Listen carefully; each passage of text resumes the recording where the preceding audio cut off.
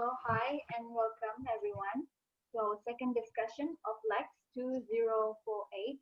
I've got a news for you and we are from group 136. So today's discussion will be consisting of our first ever section for the news which is health. But before we start, I would like to invite everyone, each and every one of us to introduce yourself again.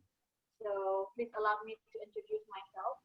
So hi, my name is Kartika and my matrix number is 208491 and I'm a first year student in Bachelor of Aquaculture. So with that, let's have the next person to introduce themselves, please. Hi, my name is Nur Aifa Hazlin. My matric number is 208209 and I'm from Bachelor of Computer Science in Computer System. Thank you. Hi, my name is Natasha Fazira binti Muhammad Sohaimi. You can call me Tasha. My metric number is 206250 and I'm taking course in Bachelor of Education in Physical Education with Honours. Thank you. Hi, my name is Siti Faizmu binti Mak Fatihi. My metric number is 206498. I'm taking Bachelor of Arts German Language. Moving to the next person. Thank you. Hi and Assalamualaikum. My name is Tur Alia binti Azhari. You can call me Alia. My metric number is 207504 and I am from Bachelor of Education in Physical Education.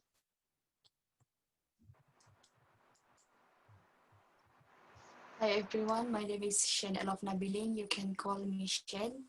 My metric number is 205781 and I am taking Bachelor Science of Microbiology. Thank you. Hi, my name is Nur Intan Shafika binti Zulkifli. My metric number is 205651. My course is Bachelor of Arts in French Language Studies with Honours. Hi, my name is Azlin Shafini binti Saleh. You can call me PD. My metric number is 205864 and I'm from Bachelor Science Aquaculture. So thank you everyone for the fantastic introduction. Now that we have done with that, so let's jump right into the discussion. So please allow me to start and to share my screen.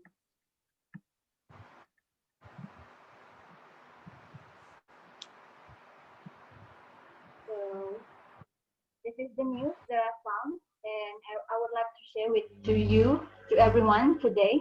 So it's from a news called Medical News Today. So this news was published a month ago. So I'm going to tell you what is it about. So as we all know, vitamin D is essential vitamin for healthy bones and teeth and also for muscle. But researchers also found out that vitamin D also helps us to boost our immune system to fight off the virus. So according to this news, there's so many conflicted ideas, opinions, and conclusions to this. So what happened was they ran a test on people that consume vitamin D and to those who doesn't. And the result of their finding is, as you guess, people who doesn't consume vitamin D is more prone to contracting the virus. So in this news also, it is mentioned that children 1 year older until to adults age 70, they should consume about 10 to 15 micrograms of vitamin D per day. And as for adults that age 71 and above should consume 15 to 20 micrograms per day. So why I suggest this news is because to highlight and tell our readers the importance of taking vitamin D in this pandemic that we're having right now. So basically that's all from me. So now I would like to invite the next person to share the news with us. Thank you. But Kar, can you share for my? Okay, thank you. Okay, so I choose teens in COVID isolation because I think this topic is quite relatable for me because it is very important because more teenagers right now are currently studying at home. So there are other things that other responsibility that they are doing also at home, and adults always find that this time is very easy for teenagers, but somehow it's very depression because we stuck at home and friends we cannot we cannot see our friends and we always in the house. Because as we all know, friends are more close to teenagers than family, as for me. So uh, I think this kind of news need to be published so people can pay more attention to this topic and give and adults can read and give cooperation to their child uh, and the other family members. I think that's all.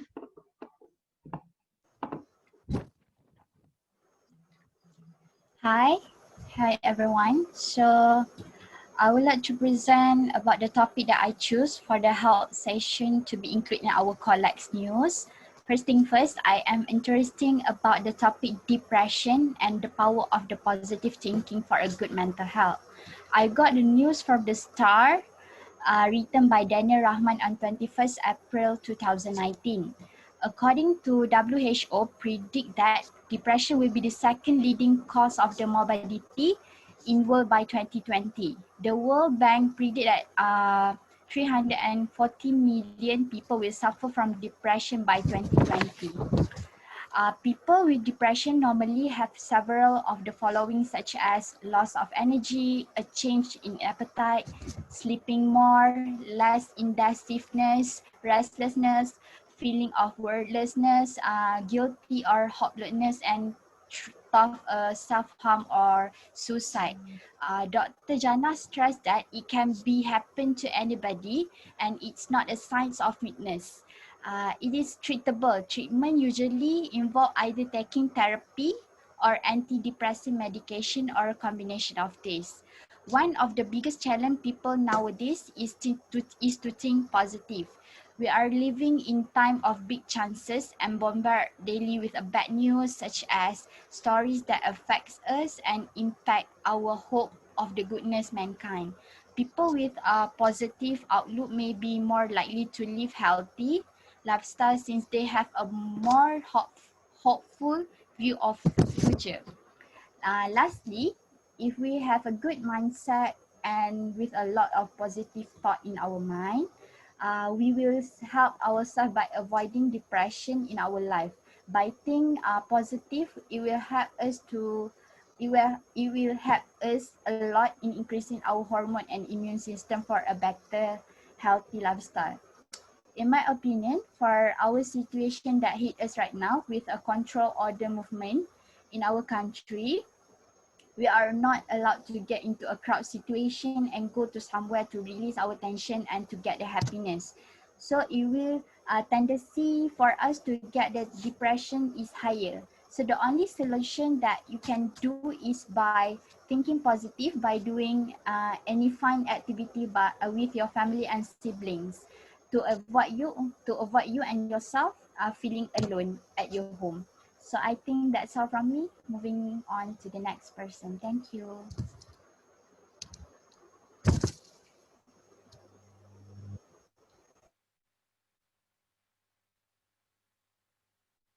Okay, I choose these articles or news about COVID. How close are we to a vaccine? By James Gallagher, health and science correspondent. The first point is we need vaccine to fight in the infection and prevent more people from dying because Pfizer and BioNTech said that vaccine can prevent more than 90% of people from getting COVID-19. But as for now, all vaccines are in trial phase, so we don't know which vaccine are most likely to succeed.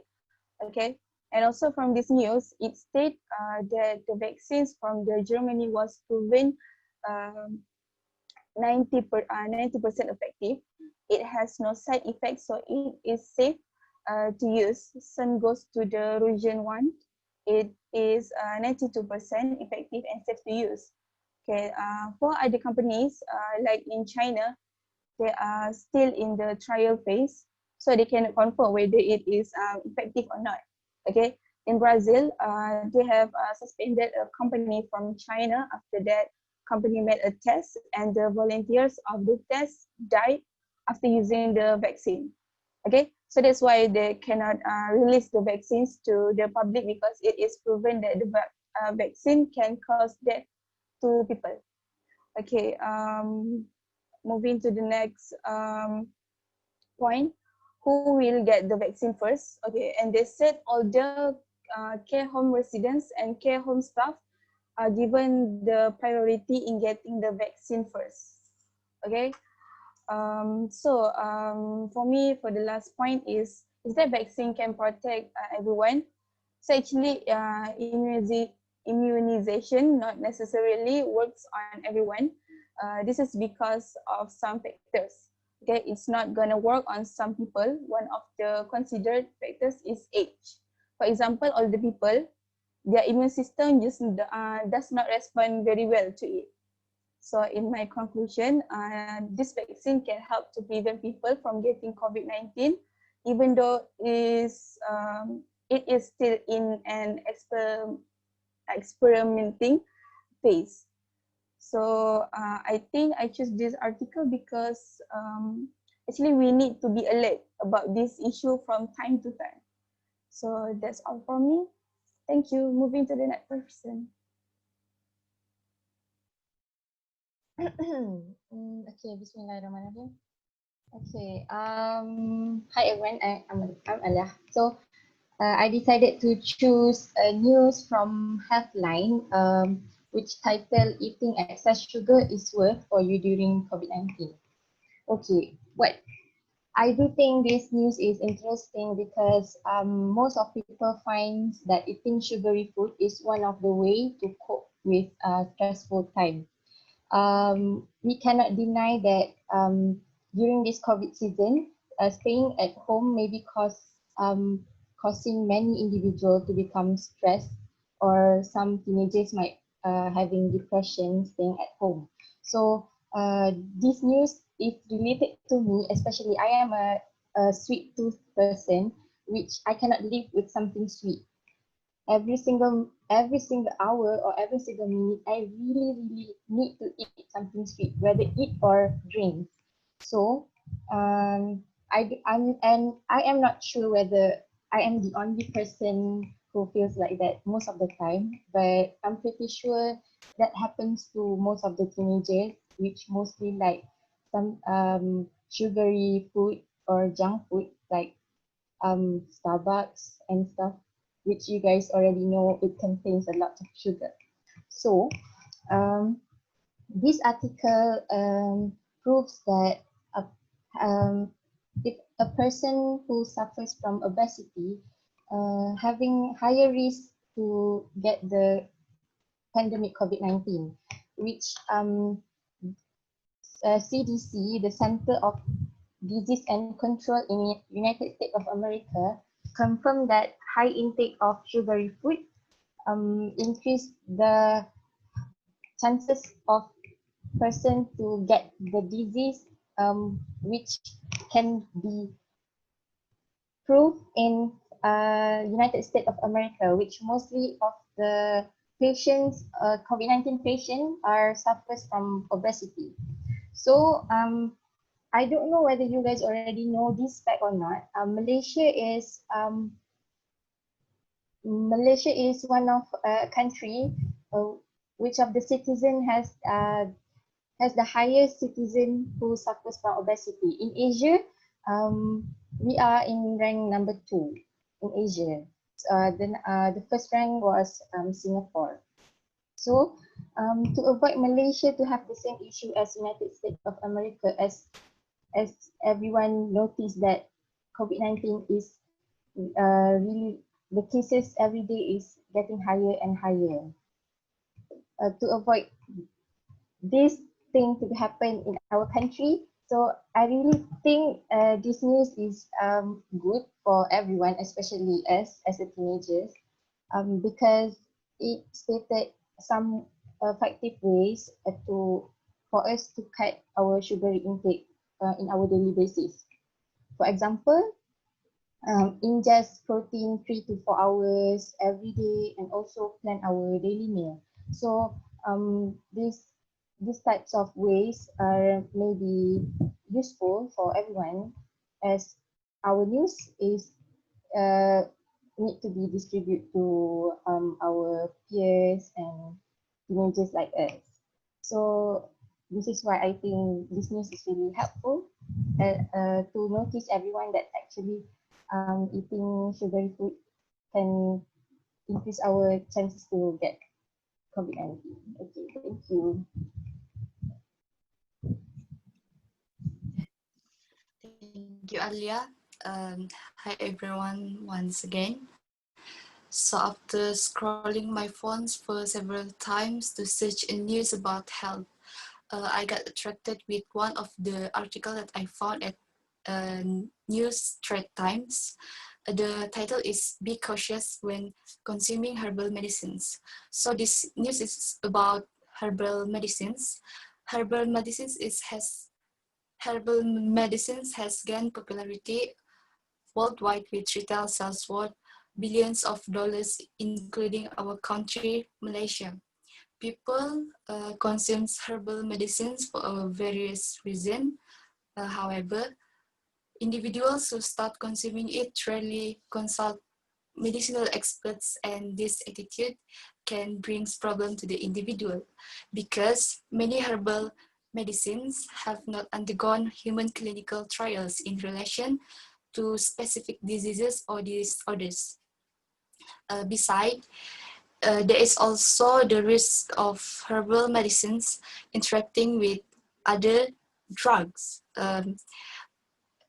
Like stated in this news, various studies have reported the adulteration of herbal medicines with prescription drugs that can lead to catastrophic consequences for the organs. The general perception that herbal medicines are safe and devoid of side effects is untrue and misleading. So the reason why I choose this news is because I think people should be more aware about the effect of taking herbal medicines without any consult from medicinal experts. That's all from me. Thank you.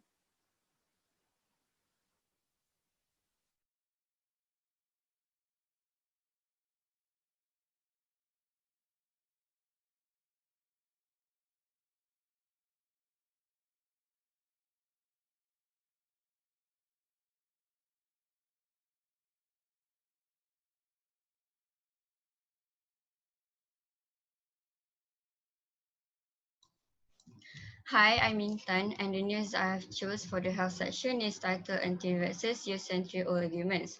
This article is published on CNN Health website and is written by Paula Larson on 22nd October 2020. So anti-vaxxers in the past and current generation have the same pattern used repeatedly that more of us could now easily recognize in order to combat their arguments and movements in the future. First pattern in the news is that we could see how the past and their contemporary anti-vaxxers are minimizing the threat of a disease. If back then they used to minimize how smallpox was not a major threat to the community, nowadays we could see how they belittle the dangers of COVID-19 that kills millions of people. In the news too, it's shown how anti-vaxxers are using the same tactic by claiming vaccine could either cause illness, is infective, or even both. They would do anything to prevent their community from being vaccinated. Back then, they would claim that vaccine caused syphilis and blood poisoning, but now they're declaring that vaccine could cause autism when it has been proven numerous times that it is indeed not true. Anti-vaxxers would always exaggerate the risk of vaccines to prove their belief. Other than that, in the article, anti-vaxxers often accuse vaccination as part of government's conspiracy. They would choose another alternative that will support their arguments by choosing authorities that have the same judgment or belief with them. They are willing to prepare various groundless testimonials too that seemingly created by claim experts just to prove that vaccination is not there. So as you can see from the article and from what I've talked, we cannot take action and counter them by recognizing the patterns used from back in 1880s in order to provide a safe community for all of us. That's all from me. Thank you.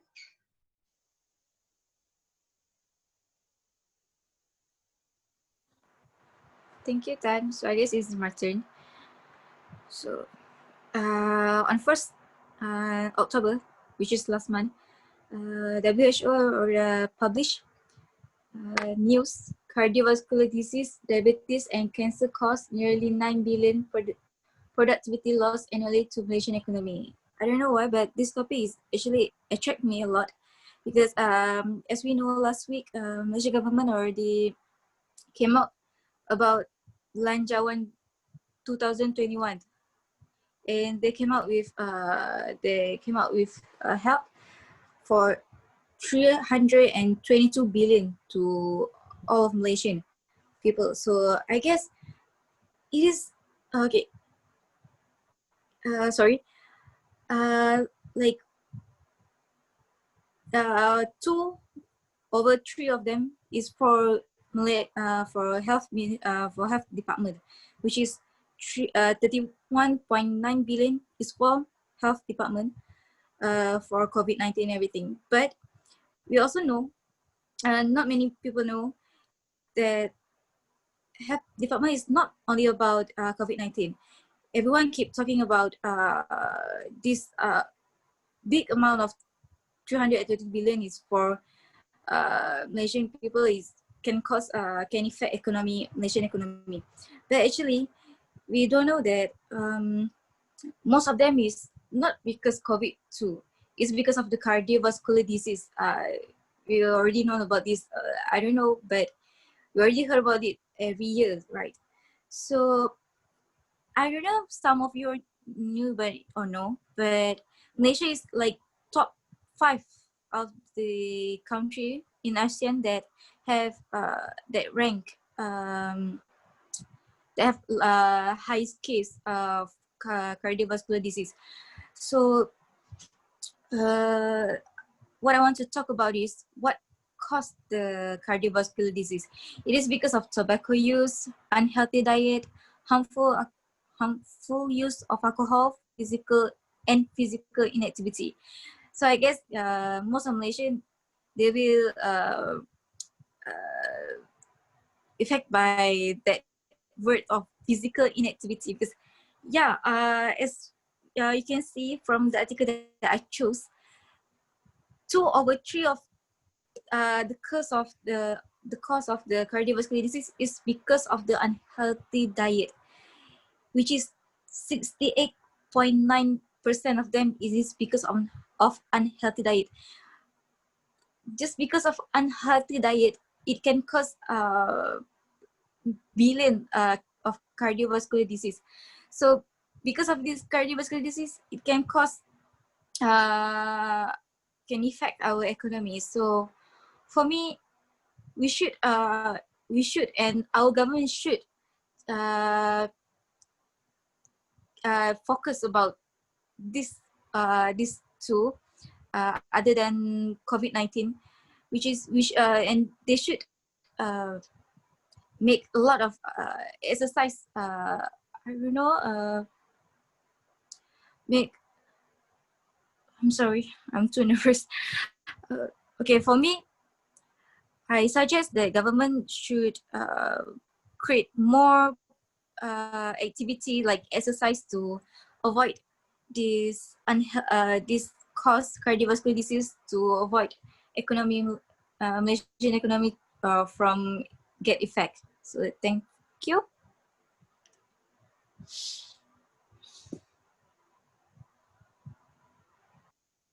So thank you so much everyone for sharing the news. Sorry for the technical issue also. Okay. So again, thank you for the great content of news you guys have come up with. But unfortunately, only 2 news will be included. So for the next part is the voting part. So I will tell you how it works. So I will call out the name of the news you presented just now. So I will need you to raise your hand if you agree that this news should be included in our news. Okay, so we will start in a moment. So everyone ready? Yes. Okay, go. Excuse me, Car. Yes, Can I have a question. How many yes, times can we can raise our hand? Is it one time only or just two? one time. One time? But Okay. I think we Oh, have running out of time already. okay. Okay. Okay, so first one is mine. So vitamin D and COVID. Okay, please raise your hand if you agree. Okay, no one. Let's move on to the next one.